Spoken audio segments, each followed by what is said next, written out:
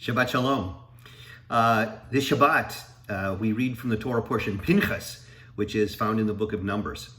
This portion opens just after Pinchas, who was a grandson of Aaron, the high priest, kills an Israelite and Moabite woman who are, maybe this is a rated X Shabbat message. They're having sex. There's orgies going on, and there's this big plague that's happening to the Israelites that God has caused. And there's this Israelite guy and Moabite woman, and they're engaged together in an orgy and sex. And Pinchas, this zealot, grabs a spear and he runs them both through together.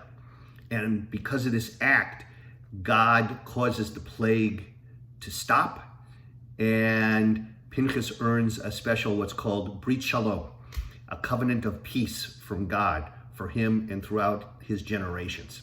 So that's how the portion opens up. Then after this, after the plague, God commands Moses and Eleazar, who's now the high priest, because Aaron has passed away already, to take a census of the people. So they're counting up the people of military age between 20 and 60.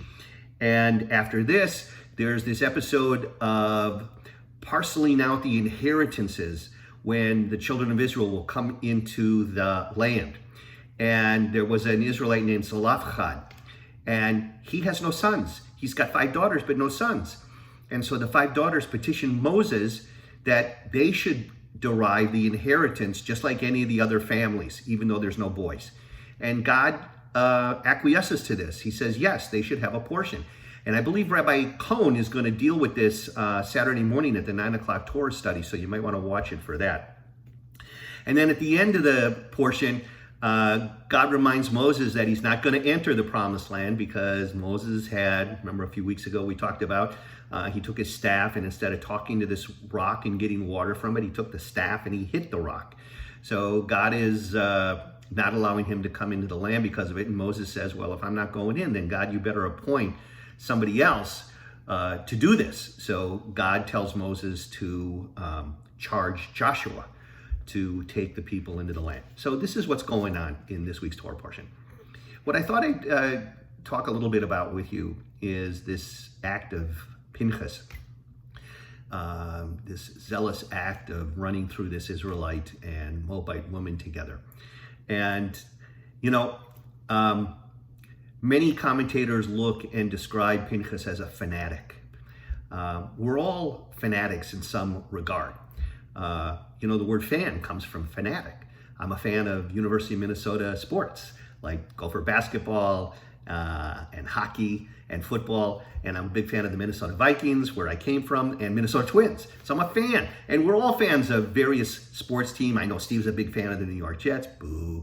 So we're all fans. But Pinchas, fan comes from the word fanatic. Pinchas was a fanatic. He was a zealot. He took the justice into his own hands, and if you will, we would say he exercised vigilante justice. He took care of this on his own. But God gave him this Brit Shalom, this covenant of peace, some translated covenant of friendship. And many commentators take various positions and views upon this.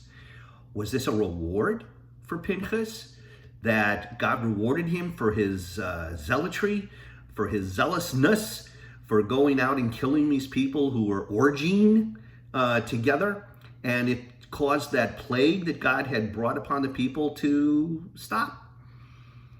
Well, some people think it was a reward, and that Pinchas and his children would ultimately be the priests, the high priest, the Kohanim of the Israelites. But there's some other commentaries that suggest that Pinchas deriving this Brit Shalom, this covenant of peace, was a necessity because of his fanaticism. Because of his zealotry and his fanaticism, he needed the calmness. He needed this covenant of peace so that he would learn how to live his life in balance, that he would not be so fanatical in his actions and his behavior, that this covenant of peace would help Pinchas be able to live his life balanced with understanding and comprehension, and perhaps that's a good thing for us to understand as well. We see a lot of fanaticism in our world, and shouldn't necessarily be rewarded. There's certainly a reward for advocacy and for protest when we see things that are inappropriate. But to be a fanatic and turn that fanaticism into vigilante action, that's not what we would consider to be appropriate behavior. So what we need to derive in these times from God, from divine source, is this brit shalom, this covenant of peace, that we are able to deal with these issues in a mindful, compassionate, sensitive, and rational manner. That's the only thing that will help solve the issues that we are passionate about. I pray that we all find the peace within us, especially during this continued time of isolation and quarantine. And I pray you have a good Shabbos. Shabbat Shalom.